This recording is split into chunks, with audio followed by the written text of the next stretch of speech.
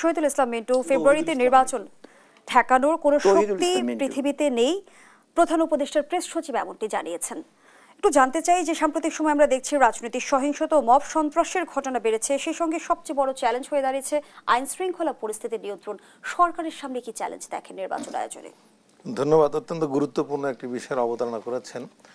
আপনার এখানে আসার আগে আজকে তথ্য উপদেষ্টার সঙ্গে সম্পাদক পরিষদের একটা বৈঠক ছিল, সাংবাদিক নেতৃবৃন্দ এবং সম্পাদক, বিভিন্ন পত্রিকা, অনলাইন এবং টেলিভিশনের হেডদের সঙ্গে।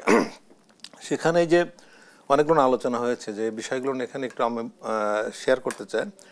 নির্বাচন, আমি মনে করি যে নির্বাচনের হবে কি হবে না, এই যে সংশয়, এই সংশয়ের সৃষ্টি হচ্ছে একটা ন্যারেটিভ, একটা বয়ান তৈরি করা হচ্ছে যাতে নির্বাচন না হয়। আমি মনে করি এখান থেকে বেরিয়ে আসা দরকার।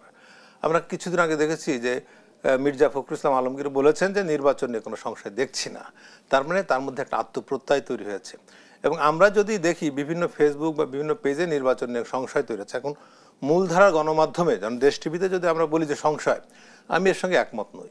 সবুজ ভাই যে ধরনের সংশয় দেখেছেন, আমি বলছি মির্জা ফখরুল তো আবার সাম্প্রতিক সময়ে এমনটিও জানালেন যে সরকারের ভেতরে একটু অংশ চাইছে না যে গণতন্ত্রের পক্ষের শক্তি ক্ষমতায় আসুক, নির্বাচন বানচালের ষড়যন্ত্র হচ্ছে। উনি এটাকে সতর্ক করেছেন, উনি কিন্তু সংশয় ছড়াই দেননি, উনি কিন্তু দীপ্ত মানে প্রত্যয় ব্যক্ত করেছেন। আবার যেটা বলছেন, আবার যদি বলি যে প্রধান উপদেষ্টা যেটা বলেছেন, সেই বলাগুলো কিন্তু এখন ওনার জন্য সঠিক নয়। উনি যদি এরকম কিছু জেনেও থাকেন, প্রকাশ্যে বলাটা ওনার জন্য যৌক্তিক না। কারণ উনি নির্বাচনের রোডম্যাপ ঘোষণা করে দিচ্ছেন, দেশ এবং জাতি এখন নির্বাচনের রোডম্যাপে পৌঁছে গেছে। এখন যদি সরকারের ভেতর থেকে কেউ এরকম কথা বলে, তাহলে তাদের উদ্দেশ্য নিয়ে প্রশ্ন দেখা দেয়।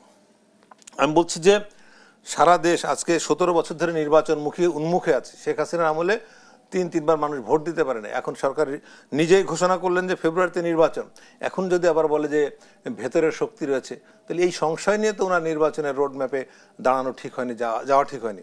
বরং এটা পরিকল্পিতভাবে যারা ফ্যাসিস্ট আছে তাদেরকে মানে এস্টাবলিশ করার জন্য এরকম একটা প্রচারণা মিডিয়ার মাধ্যমে হোক বা সরকারের অংশ থেকে হোক, এটা হচ্ছে।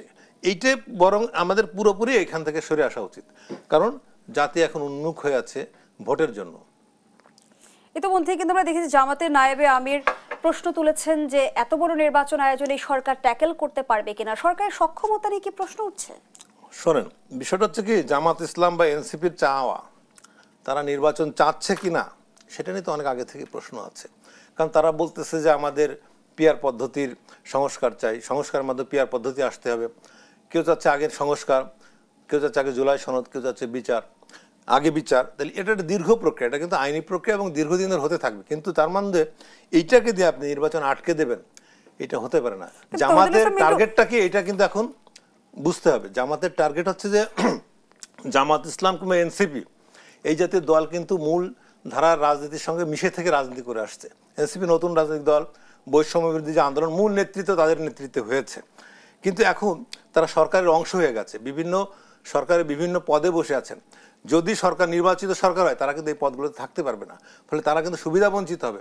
ফলে তারা কিন্তু নির্বাচন বিলম্বিত করে এই সুযোগটা নিতে যাবে তাদের পদে থাকার জন্য। ফলে তারা নির্বাচন বিলম্বিত করার যেসব প্রক্রিয়া আছে, একবার পিআর আনবে, একবার সংস্কার আনবে, একবার জুলাই সনদ আনবে, এনে নির্বাচনকে বিলম্বিত করার চেষ্টা করবে। যে কারণে তারা এই কথায় বারবার বলতেছে যে সরকারের সক্ষমতা নেই ইত্যাদি ইত্যাদি। আমরা দেখেছি যে তত্ত্বাবধায়ক সরকারের সময় 3 মাসে লতিফুর রহমান সরকার, শাহাবুদ্দিনের সরকার 3 মাসে নির্বাচন করে চলে গেছে। আজকে 12 মাস হয়ে গেছে, 12 মাস 13 মাসে পড়েছে। কেন পারবে না? অবশ্যই পারবে। এই সংশয় তৈরি করা হচ্ছে নির্বাচন পিছিয়ে দেওয়ার ষড়যন্ত্র হিসাবে, যার অংশ হিসাবে আমি মনে করি যে ক্রমশ দিনকে দিন যে পরিস্থিতি আপনি বলতেছেন, যেটা আসলে সম্ভব না, যে এখানে আবার দোসরদের আবির্ভাব হবে, নানা সংশয় ছড়ানো হচ্ছে। এর কোনো সুযোগ বাংলাদেশে আর নাই। যারা 5 আগস্ট ঘটাতে পারে তারা সবই করতে পারে। ফলে আবার জামায়াত এনসিপির দাবির পেছনে নির্বাচন বিলম্বের এক ধরনের চেষ্টা রয়েছে। অবশ্যই আমি সেটা মনে করছি। রাজনৈতিক বিশ্লেষকরা আবার বিষয়টাকে ভিন্নভাবে দেখছে যে আমাদের নির্বাচনের আগে আসন ভাগাভাগির এক ধরনের হিসেব নিকেশ চলে।